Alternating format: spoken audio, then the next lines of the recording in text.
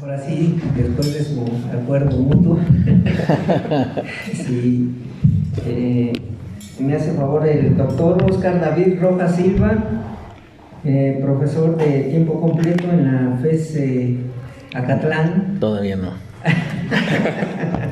Casi de tiempo completo en la FES Acatlán. Tiempo repleto, como se lo dice en el argot. De que tome la palabra brevemente, David, lo más breve que puedas para poder, por supuesto, completar con la segunda presentación. De acuerdísimo, muchísimas gracias. Es un gusto estar aquí en este evento, estar aquí en la Facultad de Ciencias Políticas y Sociales de la máxima casa de estudios y por supuesto una vez más agradecer la invitación a estar comentando estas ediciones. Voy a tratar brevemente 4 puntos. El primero pues es por supuesto la felicitación a este esfuerzo de traducción. Creo que sí es muy importante que después de todo lo que vivimos en el siglo XX como tradición de estudio del marxismo, pues tener una buena traducción es un punto de partida sin duda fundamental, ¿no? Y como decía ahorita el compañero, pues sí hay que ir siempre con la bandera en contra de cualquier revisionismo que más bien oculta las ganas de que se siga pensando desde los términos del sistema ideológico capitalista, ¿no? Entonces eso creo que es fundamental y pues saludo esta iniciativa por supuesto. Pero me gustaría decir que esta es una condición necesaria, más no suficiente, porque lo que ahorita tenemos que hacer en el siglo XXI, pues es estar haciendo esta recuperación desde los ojos contemporáneos, es lo que por supuesto Marx nos diría y nos dice desde el inicio, ¿no? Bienvenidos los que le van a entrar a pensar con cabeza propia, y esa cabeza propia es estar posicionados estrictamente desde nuestro problema contemporáneo y no de otro siglo, ¿no? Entonces, las traducciones son importantes y es también importante estar recuperando el método, es decir, hacer nuestras reconstrucciones lógicas de todas las categorías para poder construir nuestros nuevos mecanismos epistemológicos que nos permitan captar 2 cosas. Uno, los procesos que están latentes por ocurrir, y la otra, los procesos remanentes que todavía siguen presentes pero que ya no tienen su fuerza. Es como en astronomía, ¿no? Que muchas veces pues estamos viendo ya la luz quizá de una estrella que ya no existe, ¿no? Entonces también eso es una problemática en el siglo XXI, ¿no? Procesos que todavía podemos sacar sus datos en unas tablitas muy chéveres, pero que esencialmente ya no existen. Eso por un lado. Y lo otro, insisto, que también el desarrollo de los modos de producción van generando condiciones materiales que van dando pie a nuevos procesos, y esos procesos muchas veces se encuentran en latencia, ¿no? Y bueno, en lo particular me gustaría decir de esta obra, La Guerra Civil en Francia, pues que es una excelente manera de hacer una primera aproximación a la teoría política de Marx, ¿no? Es decir, es fundamental, sobre todo en estos tiempos de la democracia liberal, donde los sujetos terminan siendo los partidos, ¿no? Y que pues obviamente que ahí pues nos vemos ya con plena claridad que eso se ha constituido en una serie de tergiversaciones, ¿no? Así como las tergiversaciones en las traducciones, pues también hay tergiversaciones materiales en las formas que vemos, y la democracia liberal es una de ellas. Por lo tanto, aquí particularmente en La Guerra Civil en Francia, en el apartado 3, si no me equivoco, pues es estar analizando, haciendo una clarificación categorial del análisis político, sí, pero estrictamente desde la lógica de la lucha de clases. Entonces eso es fundamental para evitar cualquier equívoco, porque pues lo que vamos a empezar a detectar es que estamos digamos que en un proceso de desarrollo de formas estatales que son expresión y que vienen en conjunto con lo que está pasando con las formas económico esenciales. Y digo esto, y bueno, siempre lo tengo que señalar como economista, porque luego dicen, tú estás poniendo al centro la economía porque eres economista, ¿no? Pero en realidad es central porque las fuerzas de dominio del capital capital están a través de ese canal planteadas, a ese nivel de profundidad, ¿no? Entonces, siempre tenemos que hacer esta división. Hay una gran categoría del marxismo que es la totalidad concreta, y que cuando nos referimos al capitalismo o al modo de producción capitalista, siempre conviene hacer esta división bidimensional entre la esfera de la producción y la esfera de la circulación, ¿no? Entonces, por supuesto que aquí aprovecho para señalarlo otra vez para profundizar el antirrevisionismo, es que lo que tenemos aquí siempre importante es de no caer en las trampas de que las cosas se resuelven en una sola dimensión, que sería la de circulación o particularmente la de la distribución, ¿no? Como incluso algunos economistas como Thomas Piketty pues se centran básicamente en eso, ¿no? La trampa de la distribución se le puede llamar incluso, y que una perspectiva crítica desde el materialismo histórico pues nos exige siempre develar cómo es que esa expresión en la circulación tiene su contraparte en la reestructuración de las relaciones de producción, ¿no? Entonces, esto es muy importante señalarlo, pues, ¿no? Entonces, una vez que tenemos toda esta estructura clara entre esencia y apariencia, ya ven que también se suele decir, ¿no? Decía Marx, bueno, pues si la esencia y apariencia coincidieran, ya no necesitamos la ciencia misma, ¿no? Y también, si de repente en el mundo fenomenológico fuera lo mismo que la estructura conceptual que tenemos de la misma, pues entonces pues las acciones prácticas ya también no tendrían ningún sentido, o sea, todo se acomodaría en automático en el sistema mismo, ¿no? Entonces, esto lo digo por lo siguiente: hay algo que a mí me gustó rescatar de esta lectura que nos puede orientar en el sentido de ir trabajando. Bueno, pues es que ese es el asunto también aquí, ¿no? De que luego se cree que nada más es estos textos una serie nada más de arengas políticas, y lo que está Marx haciendo es rigurosamente distinguiendo las dimensiones, distinguiendo las categorías, pero también distinguiendo las mediaciones. Es decir, no podemos partir de que simplemente es suficiente que digamos, bueno, ¿qué dijo Marx aquí? Y entonces, pues eso tiene que ser la forma forzosa que tenemos que ver en todo tiempo, en el momento. Sin, o sea, eso es, pues como decía hace ratito la compañera Carolina, pues es un idealismo, ¿no? Es decir, pensar que la mera voluntad es suficiente para que digamos, a ver, estas son las características que esto tiene que tomar para que pueda ser, digamos que aceptado por una lectura ortodoxa, y no es así, sino que pues vamos a empezar a ver una serie de mediaciones. Las mediaciones existen en el método de Marx a nivel lógico, a nivel categorial y por supuesto también a nivel histórico. Porque, por ejemplo, aquí se está hablando de la Comuna de París. La Comuna tuvo incluso forzó con ese criterio de autocrítica a Marx mismo a meterle mano a la segunda edición del Capital. Es decir, la segunda edición ya viene con esas características. ¿Qué quiere decir? Que cuando la realidad se mueve, se tiene que mover la teoría, se tiene que mover también conceptualmente toda esta estructura. Ahorita recordando también los Grundrisse, por ejemplo, aceleradamente se escribieron porque venía la crisis financiera. Entonces, siempre van acompañando a estos dos procesos para el proceso de creación dialéctica del materialismo histórico. Entonces, obviamente que pues si Marx viviera ahorita, pues también diría, pues vamos otra vez a reorganizar muchísimas cosas que en su momento eran necesarias y que ahora pueden tener prescripciones, o sea, pueden ya tener su momento de vencimiento, y por supuesto, pues eso nos obliga también a, como se decía, replantear otra vez, incluso hasta metodológicamente se dice vaciar las categorías y volverlas a generar de contenido, pero pues eso ya les va a generar otra dinámica. Y bueno, yo lo que propongo de lectura en esto en particular es de que observemos cómo después de toda esa anquilosada noche de las monarquías empieza a surgir la necesidad de la república. Y las repúblicas pues van a tener un contexto diferente. Estamos hablando de que una nueva clase va a tomar el poder. ¿Y qué quiere decir tomar el poder? Tomar las riendas del proceso productivo. Entonces, bueno, de ahí lo que surge es de que pues vemos esto es lo que nos está explicando ahí a muchísimo detalle Marx, que de alguna u otra manera pues lo que estamos viendo es de que frente a ese poder que se estaba combatiendo, pues ahí hubo fenomenológicamente hubo la confusión de que iban juntos la clase burguesa y la clase trabajadora.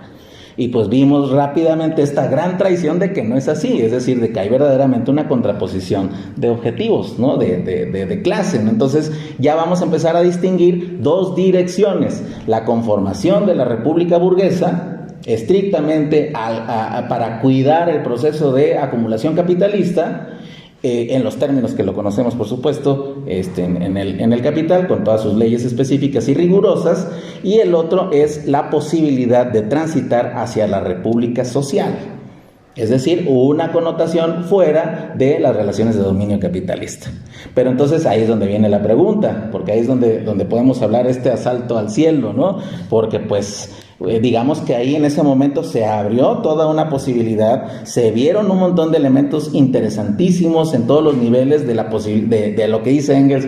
Bueno, cuando les digan de dictadura del proletariado, ahí tienen un ejemplazo, ¿no? Entonces, pero pues tenemos que ser también sobrios y pues no dejar de lado que esta experiencia duró 2 meses y que el aplastamiento fue brutal. Y esto lo digo porque pues de repente también cuando pensamos ahorita actualmente en los países, pues pensamos que es suficiente tomar la decisión, ¿no? Pues vamos a expropiar a los expropiadores parejo, ¿no? Dices, bueno, pues el imperialismo no es un concepto que ande ahí en lo abstracto. La fuerza militar es seria, es un riesgo serio, pero además hay uno más fino. Es más, muchas veces ni siquiera tienes que llegar a la fuerza militar, sino que hay una fuerza de dominio extremo que es el monopolio del dinero mundial. Es decir, a través del mecanismo del dólar, de este patrón en particular, se puede ejercer una gran cantidad de violencia económica por aquí y por allá. Entonces la pregunta es, pues ¿cómo hacemos el asalto al cielo con la fuerza que tiene la Reserva Federal ahorita actualmente, ¿no? Y la fuerza que se tiene también militarmente? Claro que aquí pues no nos tiene que llevar a que bueno, entonces no se puede hacer nada. Eso aprovecho para decirlo, pues eso sí está prohibidísimo en términos de cualquiera que esté trabajando en materialismo histórico, porque precisamente hay una gran confianza, y yo comparto ahí, y yo sí sería optimista eufórico, en el sentido de que si se dan cuenta hay una cosa extraña, porque uno de los principios del materialismo histórico es de que las cosas sí o sí están cambiando y están transformándose, no pueden detenerse. Y además no solamente van así como en una especie de inercia abstracta, la Newton, sino que van funcionando en términos de antagonismos. Es decir, el contenido de una de las partes está imbricado con el contenido de la otra parte. Entonces, el éxito de materialización del capital, lo voy a decir de esta manera, si me permiten, es el éxito también de la materialización de las revoluciones. No es un asunto de voluntad, de que escogimos los mejores conceptos, sino de que, insisto, nos estamos dando cuenta de que hay una serie de cambios y de procesos que están incluso impugnando la propia ortodoxia de cómo se estructura el capital. ¿A qué me refiero particularmente? Bueno, pues que actualmente si hemos enunciado, y esto es una hipótesis por supuesto siempre abierta a discusión, de que tomemos en cuenta que el poder máximo económico que se tiene a escala del mercado mundial es el monopolio del patrón dólar, pues entonces todas aquellas fuerzas que lo impugnen y que hagan una especie, un nuevo formato multilateral, donde empiezan a surgir otro tipo de monedas, donde existen otro tipo de circuitos, y junto con la moneda viene el crédito, y junto con el crédito viene nuevas capacidades de materialización económica, que es algo que tiene China, por ejemplo. Nadie puede negar que actualmente hay un cambio cualitativo en la estructura de potencia económica de China. Entonces, ese silencio estuvo intenso ahí, ¿no? Pero a lo que voy con esto es de que claro que tenemos que seguir discutiendo un montón de formas porque estamos en las mediaciones. No podemos reducirnos simplemente de que, a ver, vamos a ver qué procesos de transformación está haciendo China y veamos si esos son los que nos dijo Marx. No lo podemos hacer eso, compañeras y compañeros, sino que tenemos que asumir qué tipo de mediaciones son las que se están presentando ahí y por supuesto que vamos a tener un montón todavía de contradicciones porque nuestro horizonte de visión todavía está limitado por este asunto de las repúblicas y las repúblicas burguesas a mi gusto ya apestan, pues, ¿no? O sea, ya es un organismo que pretende... Sí, ya está en un estado de putrefacción, porque claro que si ya desde la Comuna ya existió ese primer momento y luego en la Revolución de Octubre se amplía todavía más y luego pues vemos ahora en otros procesos que se va ampliando en términos de magnitud. Recuerden que para Marx es muy importante señalar que todo el proceso de acumulación capitalista, aunque sea abstracto en lo particular, no está abstracto en lo histórico, y me refiero a que sus objetivos es la conformación del mercado mundial, pero no lo dice como una especie de conclusión de que bueno, el capitalismo ha triunfado y ya se acabó ahí la historia. Esos son del departamento de enfrente, los que piensen de esa manera, sino de que Marx hace una distinción muy clara de los modos de producción histórico en términos de sus dos motores principales: relaciones sociales de producción por un lado y por el otro fuerzas productivas. ¿Qué nos dice en su visión? Bueno, cada cierto tiempo, y esto es una ley que incluso Marx la pone como natural histórica, cada cierto tiempo las fuerzas productivas avanzan a un grado que ya no caben dentro de las relaciones sociales de producción. Entonces hay que tronarlas. Entonces, ¿qué hace China? La está tronando. Digo, para la discusión, ¿no? ¿Hasta dónde o de qué manera? Ya lo podemos discutir, pero lo que quiero señalar hasta este momento y lo que nos permite ver este texto de la Guerra Civil en Francia es de que sí podemos nosotros hacer la hipótesis de este tránsito de república burguesa a república social y ver ahí pues qué elementos son los que podemos decir que estamos verdaderamente trastocando o dándole la energía que ha producido las fuerzas productivas alcanzadas para poder verdaderamente hacer que es nuestro último objetivo. No nos queremos acomodar a un nuevo imperialismo de ninguna manera, sino que lo que estamos viendo es estos procesos que metodológicamente ya están latentes y que nos hablan simplemente de una nueva fase del modo de producción histórica.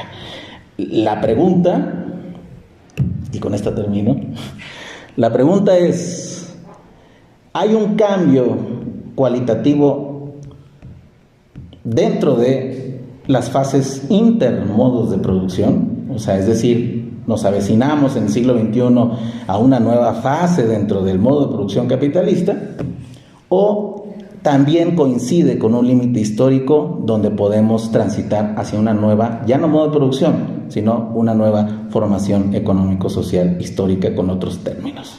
Hay muchísimas compañeras y compañeros que esto lo analizan desde la visión de la crítica a la modernidad, los economistas a través de la teoría de transición, y pues desde la política pues hay que ver también estos tránsitos de las formas estatales. Entonces, es una república burguesa, es una república social, y de una república social no como fin último. Estoy totalmente de acuerdo que decía el compañero Marx, bueno, pues no son los objetivos finales que el gobierno sea barato, ¿no?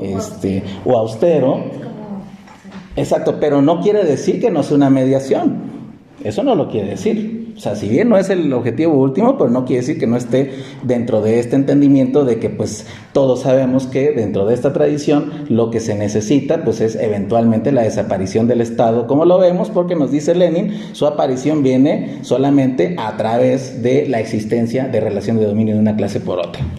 Entonces, si eso se trastoca, pues entonces el otro ya ni nos vamos a acordar, ya ni lo vamos a necesitar. Pero necesitamos mediaciones críticas. ¿Por qué digo mediaciones críticas? Pues porque obviamente que sí venimos de una tradición, así como el trauma del perro pateado, ¿no? O sea, un perro pateado, pues apenas le haces así y se mueve, ¿no? Y que claro que siempre se tuvo que combatir, perdón si la imagen fue muy fuerte, me disculpo profundamente, pero lo que quiero decir para terminar tiene que ver con que el revisionismo, por supuesto, que provocó muchas limitantes en la observación de la realidad.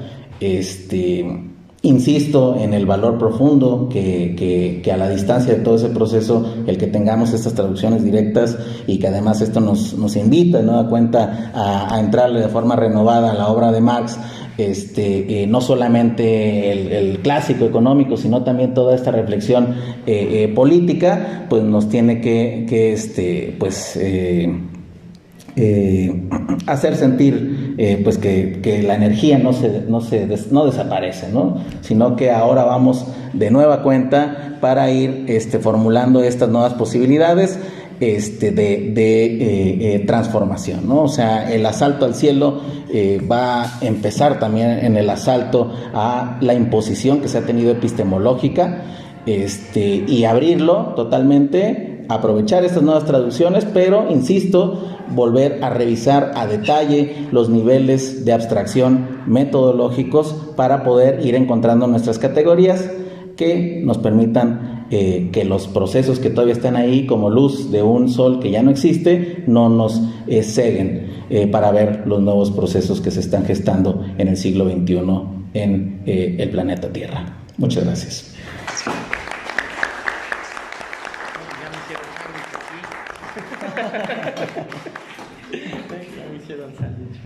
Yo le dije, usted me dijo que se iba primero, adelante.